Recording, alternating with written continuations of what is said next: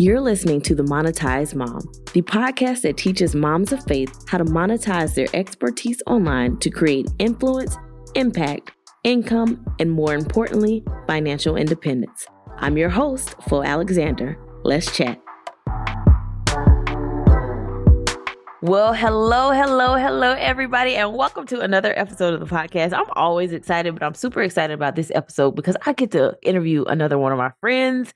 Some of you have heard of her, some of you may have not, but I am interviewing Bola Sokunbi, who is the founder and CEO of Clever Girl Finance. And I know y'all have heard of that because it is like the largest financial education platform for women in the US, if not the world. If it's not the world, I'm just going to say it's the world. So it is the largest financial education platform for women. And Bola has done so much in her journey of building this platform. Not only has she built Clever Girl Finance, but she is, I'm going to already say, like a 6-time best-selling author. I know she's writing her 6th book now, but basically we're just going to say she's like a 10-time best-selling author. Amen. She has been featured everywhere, y'all. If I were to list her accomplishments, literally it would take the whole podcast episode. But I'm definitely going to put her information in the description of the podcast so that you can check her out if you don't know of her already. But Bola, welcome to the show. I'm super excited to talk to you today. First of all, thank you for such a kind, honorable intro. I really appreciate it. That means so much to me. Thank you. I claim the 6-time, 10-time best-selling author. I appreciate it, Fo. I'm so excited to be here. Thank you for having me. No, I thank you for taking out time because I know you are super busy. So I'm glad that we were able to get this on the calendar. But listen, we're going to be talking about something that I get the privilege of talking to you about on a day-to-day basis, something that you also share with your Substack community, and something that you also shared in one of your books, Choosing to Prosper. And that was your journey of building Clever Girl Finance into the global brand that it is. So I want to kind of take a step back and I want you to talk about your journey of building this, the genesis of it when you were like a new mom and you were trying to figure out things. Like, can you talk about your start of Clever Girl Finance and some of the challenges that you had as being a mom? Yeah, so I mean, you already know what Clever Girl Finance is. It's a financial education platform. And for me, when I was building that business, I was running 2 other businesses that I was sort of transitioning out of because I was a new mom and it wasn't sustainable for me. So I had a wedding photography business and I also had a bridal retail business where I sold bridal accessories. Kind of fell into that space because I was in the wedding industry and I was also working full time. My wedding photography business was very lucrative. I was making 6 figures from doing that business as a side hustle in addition to my full-time job. But because I had a really difficult pregnancy and chronic back issues, it was just really hard to sustain. And of course, with wedding photography, you have to travel, drive long places, drive to far places. You're standing on your feet for a long time. So I was transitioning out of that. And so I was at a point in time managing 3 businesses, getting Clever Girl Finance off of its feet. Running the bridal retail business, running the photography business. And the challenge was just time. The challenge was time working in my full-time job, time, even though I was transitioning out, managing the clients in my business, delivering the orders for the retail business, the clients for the photography business, and then creating the content for Clever Girl Finance, which at the time I was doing all by myself. So it was really time and figuring out how best to prioritize the time. And that in itself was challenging because I would question and ask myself all the time, like, what are you doing this for? Like, why? You are a new mom. You shouldn't have to worry about all of this. You should be focusing on the 2 new babies that you have. And I was just perpetually exhausted. And so I decided that, I'm going to complete the weddings I have to complete for my photography business, quickly wind down the retail business, ship all the orders, process any pending returns, shut down that site, and then focus on creating content wherever I found pockets of time. And I decided that Clever Girl Finance at the time was just going to be a business that I did when I could do it. So I released myself from the obligation of having a schedule for it. because I had that photography business that did have a schedule. Because if I did your wedding today, then I had a deadline of a month to get you back your photographs, and then another month to get you your wedding album. And so I already had a schedule there. So that's kind of how I managed those challenges. And of course, help, right? I took the help where I got it, from my mom, from nanny, from my aunt, from my husband, to kind of help me stay sane. But I won't minimize the fact that it was actually very difficult. So first of all, I had no idea it was 3 businesses at one time. Like, I knew about the At one photography moment in business. time, yes. Oh my gosh. I knew about the photography business and you transitioning out of that. So let me ask you this, and maybe you've mentioned this, but did you transition to Clever Girl Finance because of the flexibility that you could have in that business versus the photography business? Or like, was this an intentional transition, or was it something that you were already doing and you figured, well, actually, let me put more effort into growing this because I can be flexible with a blog type business? I actually didn't have that kind of plan for Clever Finance. I had no plan. So I transitioned out of the bridal business, which was called the White Dress Shop, and I kind of carried on my photography business for a couple more years because I had, when you book weddings, sometimes you're booking them a year or sometimes even 2 years in advance. So I carried that on for a couple years. And with Clever Finance, it was just kind of like it was a passion project. I did not have any expectations of, oh, this is going to be full time. I'm going to work nights, Saturday. It was just something I did because I enjoyed it. So when I was working after coming home from my corporate job, after I edited my photographs and I did my album work for my wedding photography business, and I was working on Clever Finance at night or on the weekends, it wasn't like, oh, I'm doing this because I want to transition into this job, into this business full time, or I want to transition to this part time, or I had no transition plan. I was just pursuing a passion project. It was just something, it's like how you and I do puzzles just because. So for those of you listening, Fo and I are like, we're real life friends.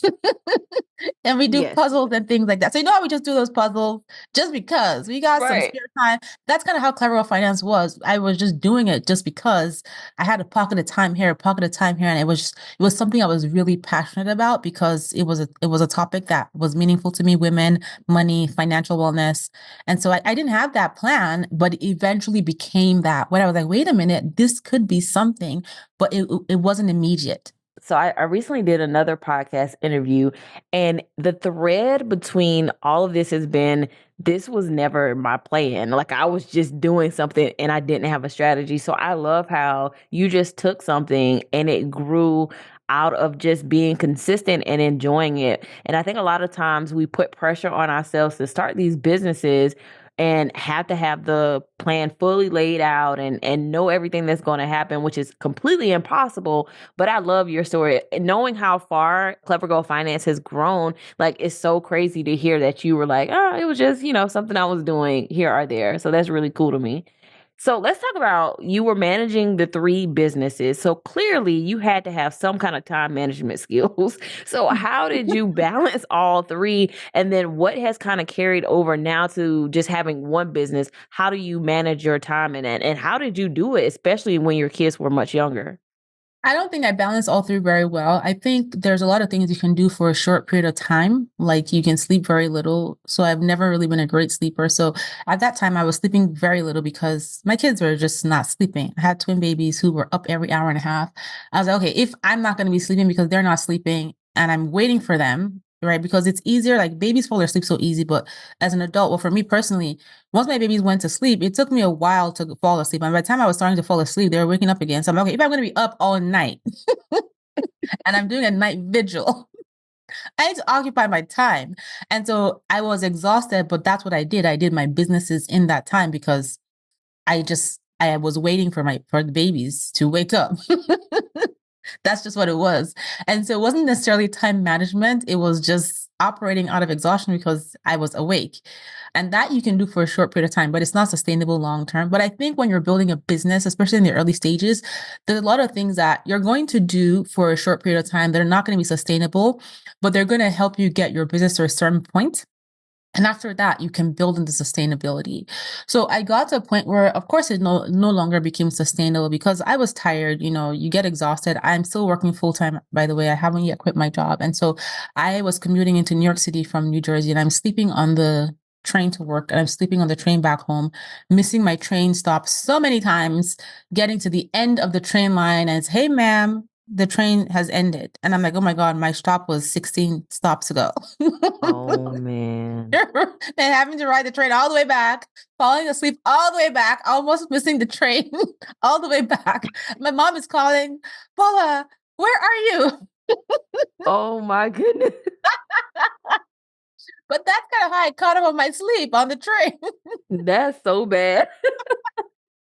So, and then over time, it kind of, once I was able to wind down the photography business, I was able to build in help. So getting stable help. My mom was there, my aunt was there to help me. So one of the blessings I had, because I struggled with finding consistent help from nannies, because every nanny I hired quit because they were like, twins, wow, this is a lot. I can't do this. I love babies, but twins, no, thank you. They're not sleeping. They're so small. This.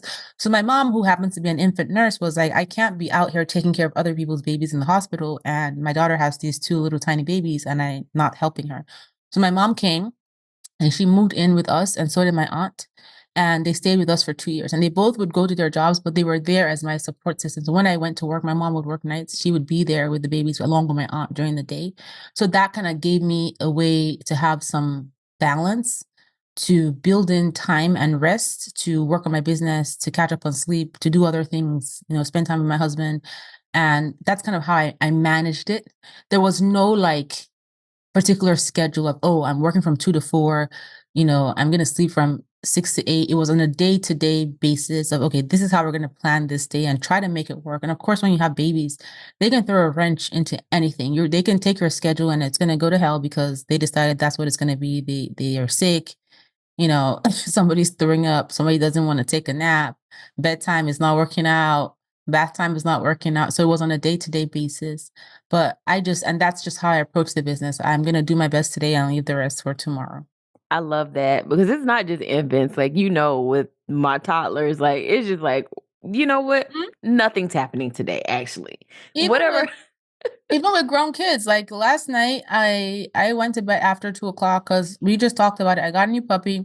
My twins are now 11 years old. My daughter threw up at 10:30 p.m. when I was like, I'm going to sit at my computer. The house is going to be quiet. I'm going to get my cup of tea. I'm going to work on my this. I had this whole plan. And then she's like, Mommy, I don't feel well. And then she threw up on carpet, no less. There's a little puppy there yapping, yapping, yapping. I spent an hour and a half sorting out my life, my quiet time. By the time I was done, I was dead tired. And that was it. The night was done. And I was like up till 3 a.m. because I'm like, okay, let me try to get some deadlines done. Now I'm exhausted. And today is a wash because I need a nap. Right. It's never ending. It is never yes. ending. So I love the emphasis that you have put on having that support system. One of the things that I always say is like, you got to have support, you got to have strategies, you got to have a system. Like, you need to have that support, whatever that looks like. It may not be for some people. It may not be like your mom and your aunt moving in. It may not be that, but finding that support system that can help you, even if you don't even have a business. I feel like this is necessary for moms in general. We all need a tribe, but I love how you emphasize that importance. So let's talk about, as your kids have grown up and they've gotten older, you said your kids are 11 now. How has your business really evolved as they've gotten older? So now you're not necessarily dealing with infants, but now they're older. They have activities that they're involved in. They're going to school. Like, how have you evolved your business to kind of support where your life is now? Hey, if you're enjoying this episode, then I know you'll enjoy my weekly email series, The Monetized Mom. Not only will you be the first to know when new episodes drop, but you'll get exclusive content just like this, except in your inbox. To sign up, visit themonetizedmom.com/email. It's free, and as a podcast listener, I'll throw in a special gift. Visit themonetizedmom.com/email to join. Now let's get back to this episode. How have you evolved your business to kind of support where your life is now? So going back to what I said, there's things that you can do. There are things that you will have to do at the beginning of your business that are not necessarily sustainable, but they will help you get to a point where you can build a sustainable business, if that makes sense. So at the early stages of the business, because it wasn't making any money, it was me doing everything. I was the one who was creating all the content, updating everything. I didn't even have the money to pay for a bunch of tools. Like, how you have tools that can automate things for you. So I was doing a lot of stuff manually. And I'm very conservative in the sense that when I build a business, I'm mindful of how much I put into it because I'm mindful of losses. Because I've had businesses that have failed as well. And so when I walk away, I want to walk away knowing that, okay, it was a minimal cost wise, and I'm okay with that. And so I don't like to sink a ton of money into a business until I'm sure that I have something. And in those early stages, because it was a passion project, I wasn't quite sure. So I had already invested in the website. I had invested in certain other things. Like I had like a planner and all that kind of stuff. I'm like, okay, I'm going to do as much as I can on my own during these late hours while I'm up to kind of build this business. But now, as time has progressed and the business has grown, and I figured, okay, I was onto something, and the business has started making money, then I was able to start investing in tools and start investing in a team. So for things that I wasn't able to do on my own, I was now able to delegate it, whether it was to a tool that could automate something or to an individual. That helped me with the business, helped me grow the business, helped me build a sustainable business, because even when I wasn't present, things were still getting done. I think the challenge for me there was just removing myself as the bottleneck and removing the burden from myself, because I carried a lot of burden about, well, I should be the one doing it. I should be the one doing it. I felt guilty. When you build something and it's like your baby, it's hard to it's like taking your baby to daycare. It's hard to drop your baby off at daycare because you don't think that anybody else can take care of your baby as well as you can. But the baby gets a daycare and they're perfectly fine. They forget all about you when they get there. Like, mom, who, what, please. So that's kind of how it is in business. Like, if you hire the right people, you get the right tools, they are more than capable of helping support a successful business for you. And so that's kind of what helped me. Delegation, leveraging tools, leveraging the right resources. That's kind of what has helped me. I love that. I love that analogy of dropping your kid off at daycare because I do believe it's hard to hire people to support you when you have this specific vision and this specific way of doing things in your business. But knowing that in order for your business to grow, like you are absolutely going to have to get help at some point in some capacity, whether it's a software, whether it's a person, like you cannot do it all by yourself. Now, let's talk about this, Bola, because you are popping. You are very popular. You are in demand, and people are wanting to fly you out everywhere to speak, to be a part of things. So, as a mom and as a wife, how have you kind of set boundaries around what you do in your business to protect your family life? Because we see now today where people are suddenly burnt out because they put so much into their business that they neglected their own selves, they've neglected their families have fallen apart. So how have you put a boundary around your business such that you can still have a successful business, you can do those things, you can go out and speak and be on all these famous TV shows, but still have that family unit in place? I think for me, one of the incentives for wanting to even go full time with my business was having a sense of ownership of my time, right? Even though that kind of sounds contradictory, because when you have a business, your business owns your time. You're working more time in your business than you did when you're working in corporate America or a full time job.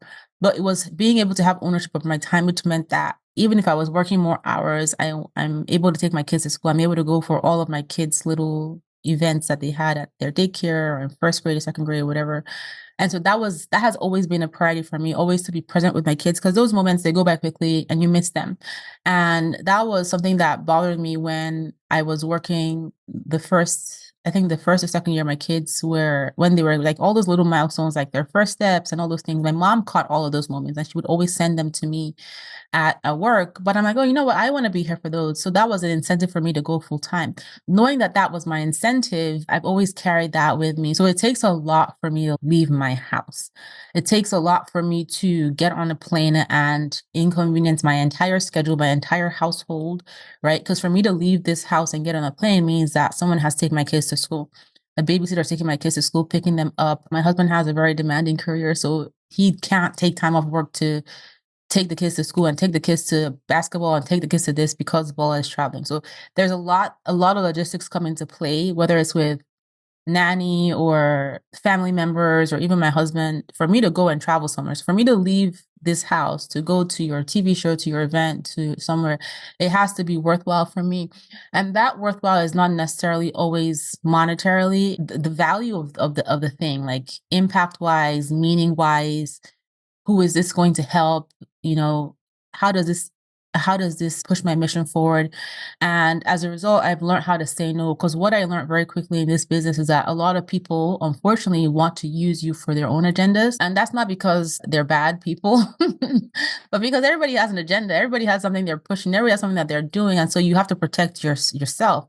You have to protect your time. You have to be mindful of where you're putting your energy, because if you don't, then you get burnt out, and then you don't have enough for yourself, and you don't have enough for your family and what's meaningful to you.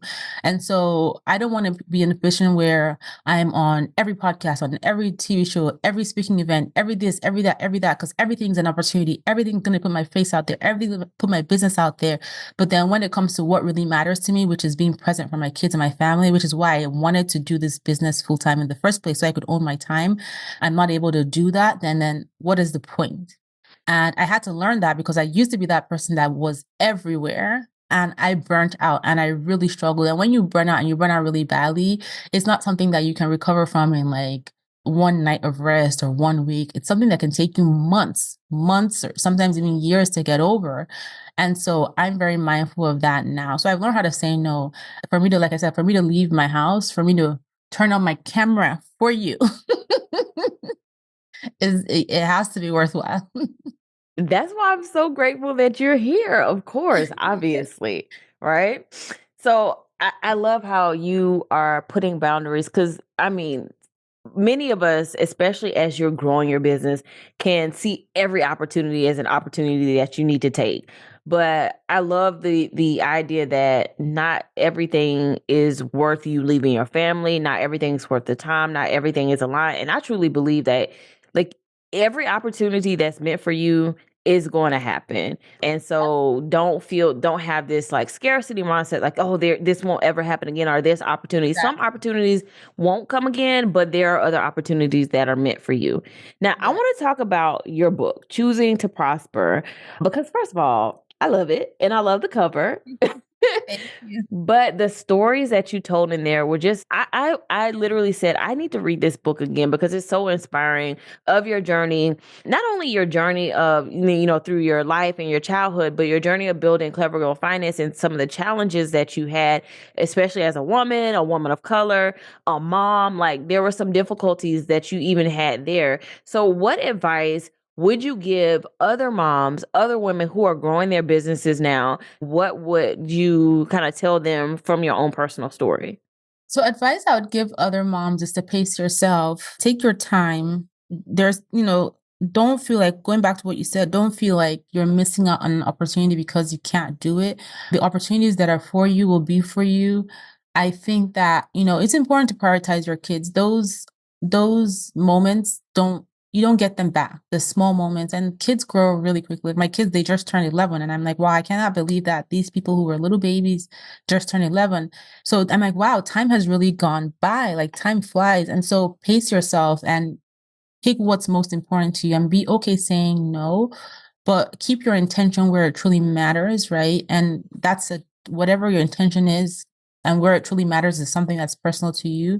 But don't feel pressured to compare yourself to anybody else, whatever business they're doing, because we all go at our own pace. And I think I've seen enough to know that there's a lot of smoke and mirrors out there, and it's not all that it seems.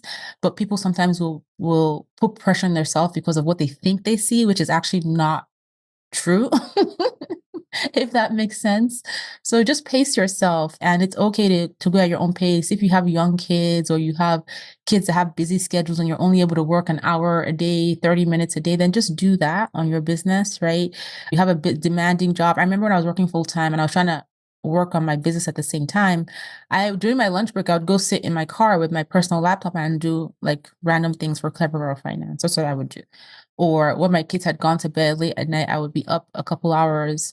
This was after they learned how to sleep almost through the night, kind of, sort of, because they did not sleep through the night until they were like 5 years old. But I digress. But you kind of figure out how to make it work. So pace yourself, give yourself grace, and trust that it will work out with consistency. The key is consistency over time. It's not how quickly you do something. It's not how fast you do something. It's not how much noise you make on social media. It is consistency over time. One thing that I always keep in the back of my mind that you always tell me when I go to you, I'm like, well, such and such is this far, and I don't feel like I'm far enough. You're like, what they are doing is inconsequential to you. And I'm like, I Bola love just gave she just gave me my reality check. Like, this is not everything is not as always as it seems. And so running your own race and your own journey, that's one thing of all the advice that you've given me over the years, like that is the one thing that I keep reminding myself, even though I still complain, I keep hearing your voice like, hey, look, like go at your own pace. And I absolutely love that advice. I want y'all to check out Choosing to Prosper. That's one of Bola's best-selling books, but you want to check out that book if you want to learn more about her own personal journey through like her childhood, building Clever Girl Finance, all that stuff. Like it is such a great book that will inspire you as a woman, as a mom, as you are building your business. But you have so many other books that they can check out. So Bola, where do you want to send the people to go to check out all the things that you got going on? Well, I have a new book coming out, so definitely go to Amazon or wherever you buy your books, Barnes and Nobles, Books a Million, Target, Walmart, and look for My Wealth Plan workbook. This is my new workbook that covers a lot of what I talk about in every single one of my books, including Choosing to Prosper. And it just helps you think through where you want to be with your finances, with your career, with your life, with your business. And you can lay it all out in this workbook. You can check out Clever Girl Finance at clevergirlfinance.com. We have content on the website that gets updated very frequently. We have over 30 plus completely free worksheets, over 40 plus completely free. We have 30 plus completely free courses and over 40 plus completely free worksheets. There's nothing, no strings are attached. One of my goals was to be able to offer financial education for free, and we were able to accomplish that over the pandemic by God's grace. And so that those courses and that content is there. And then you can follow on social media at Clever Girl Finance, Instagram, YouTube, Facebook, Pinterest, etc. I'm going to drop the link to order her next book in the show notes. Please be sure to support. And if you guys have never heard of Clever Girl Finance, please go check it out. Your life will be completely changed. Your finances, more importantly, will be completely changed with the resources that are available to you guys there. So, Bola, thank you so much for coming on the podcast. I know that you are busy, and so I don't take any of this for granted, and I truly appreciate it. Thank you so much. Thank you, Fo. It's been such a pleasure. I really enjoyed being here. All right, guys. With that, I will talk to you in the next episode.